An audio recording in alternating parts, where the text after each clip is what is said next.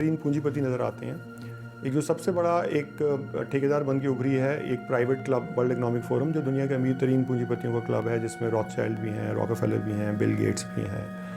George Soros भी हैं, जितने बड़े पूंजीपति हैं और भारत के भी सारे बड़े पूंजीपति आपको मिलेंगे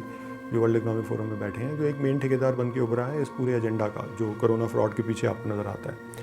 तो इसमें एजेंडा 2030 है जो एक सस्टेनेबल डेवलपमेंट गोल्स का एजेंडा है, जो आपकी पूरी इंसानी ज़िंदगी का घेराव करता है। इसमें ये फेक वायरस, फेक पेंडेमिक और फेक वैक्सीन का एजेंडा है,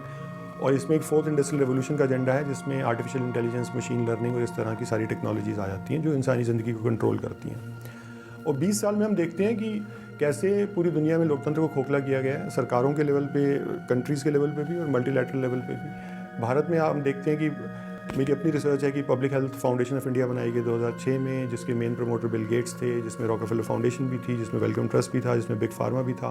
वो सारी षड्यंत्रकारी जिन्होंने कोरोना फ्रॉड दुनिया में थोपा है वो आपको PHFI के गवर्निंग बोर्ड में मिलेंगे। ये सेटअप की गई 2006 में, जिसने पूरा एक ज़मीन तैयार की इस कोरोना फ्रॉड की और पूरे हमारे लोकतंत्र पे कब्जा किया। तो ये सारा जो एजेंडा है, इसके पीछे एक वैश्विक सत्ता को स्थापित करना और लोकतंत्र को समाप्त करना है। पूरी दुनिया से लोकतंत्र को खत्म करके,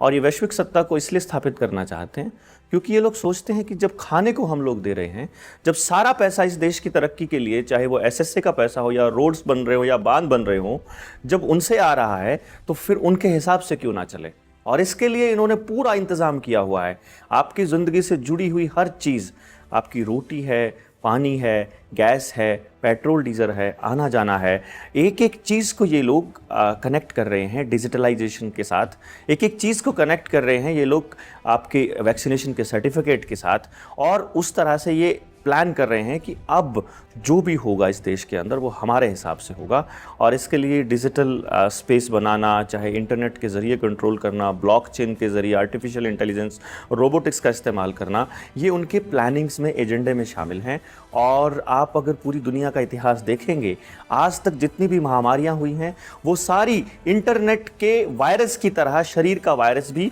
सिंथेसाइज किया जाता है लैब में, पहले लाया जाता है, फिर वैक्सीन के नाम पर पूरी दुनिया को लूटा जाता है। आज तक जितनी भी बीमारियां हुई हैं, वैक्सीनेशन हुई है, उसमें बीमारी से कम लोग मरे हैं और वैक्सीन से ज़्यादा लोग मरे हैं। जैसे कोरोना के केस में आप देखेंगे, WHO का आधिकारिक आंकड़ा कहता है कि 0.03% लोग मरने की एक संभावना है, लेकिन वैक्सीनेशन से मरने की संभावना ज़रूरत से ज़्यादा बढ़ गई है। यहाँ तक कि कोवैक्सीन में तो रिसर्च ये कहती है कि 28% तक लोगों के अंदर क्लॉटिंग की संभावनाएं